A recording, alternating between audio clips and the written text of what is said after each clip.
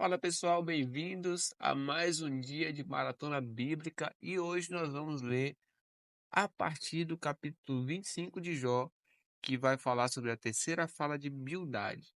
Antes de iniciarmos a leitura do dia, eu quero lembrar você da importância que há de você curtir os nossos conteúdos, seguir o nosso canal e compartilhar com outras pessoas. Nós estamos no desafio de alcançar 1.000 seguidores para assim conseguirmos produzir a leitura da palavra e outros conteúdos de maneira ao vivo. Nos ajude nesse projeto aí e com certeza vai ser muito rico para todos nós e para muitas outras pessoas que carregam a necessidade da leitura da palavra de Deus. E nessa nova fala de Bildade, o amigo de Jó, vai ser no contexto de: pode o homem ser justo diante de Deus? O versículo 1 diz: Então Bildade, o suíta, tomou a palavra e disse: A Deus pertence o domínio e o poder. Ele faz reinar a paz nas alturas celestes. Será que é possível contar os seus exércitos? E sobre quem não se levanta a sua luz? Como pode o mortal ser justo diante de Deus? E como pode ser puro aquele que nasce de mulher? Eis que até a lua não tem brilho, e as estrelas não são puras aos olhos dele. Quanto menos o homem, que é larva, e o filho do homem, que é ver.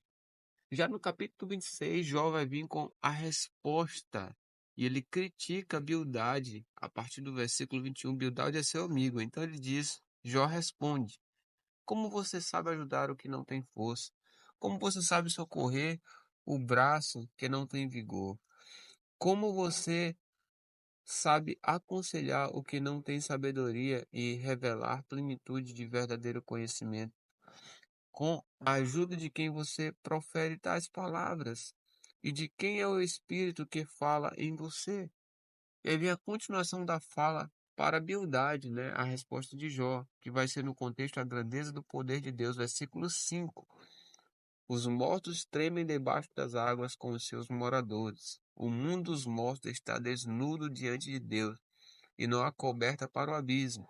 Ele estende o norte sobre o vazio e faz a terra pairar sobre o nada. Prende as águas em densas nuvens, e as nuvens não se rasgam debaixo delas. Esconde a face do seu trono, e sobre ele estende a sua nuvem. Traçou um círculo sobre a superfície das águas, no limite entre a luz e as trevas. As colunas do céu tremem e se espantam diante da sua ameaça. Com a sua força dominou o mar e com o seu entendimento despedaçou o monstro Raabe. Pelo seu sopro do céu se aclarou, a sua mão feriu a serpente veloz. Eis que isto são apenas as bordas dos seus caminhos. Dele temos ouvido apenas um leve sussurro, mas o trovão do seu poder, quem o entenderá? Agora o capítulo 27 continua a resposta de Jó, que vai ser no contexto: nunca abrirei mão da minha integridade. Jó continua sua fala dizendo, versículo 1 diz. Aí o versículo 2 vem: Tão certo como vive Deus, que me tirou o direito, o Todo-Poderoso, que amargurou a minha alma, enquanto eu puder respirar e o sopro de Deus estiver em minhas narinas, nunca os meus lábios falarão injustiça, nem a minha língua pronunciará engano. Longe de mim que eu dê razão a vocês, até morrer. Nunca abrirei mão da minha integridade. À minha justiça me apegarei e não alargarei. A minha consciência não me acusará em toda a minha vida. E agora o contexto é que o meu inimigo seja castigado, versículo 7, que ele vai dizer que o meu inimigo seja como o perverso, e o que se levantar contra mim como o injusto. Porque qual será a esperança do ímpio quando lhe for tirada a vida, quando Deus lhe arrancar a alma? Será que Deus ouvirá o seu clamor quando lhe sobrevier a angústia? Será que o ímpio encontrará prazer no Todo-Poderoso e invocará a Deus a todo momento? Vou ensinar vocês a respeito do poder de Deus e não lhes ocultarei o que está na mente do Todo-Poderoso. Eis que todos vocês já viram isso, porque então ficam repetindo palavras que não fazem sentido. E agora o contexto de Jó vai ser a porção que Deus dará ao perverso, versículo 13. Ele diz: Esta é a porção que Deus dará ao perverso, a herança que os opressores receberão do Todo-Poderoso. Se os filhos deles se multiplicarem, será para que sejam mortos à espada e os seus descendentes passarão fome. Os que sobrevivem à peste os sepultará, e as suas viúvas não chorarão por eles. Se o perverso amontoar prata como pó e acumular roupas como barro, poderá até acumular tudo isso, mas o justo é que vestirá as roupas, e o inocente ficará com a prata.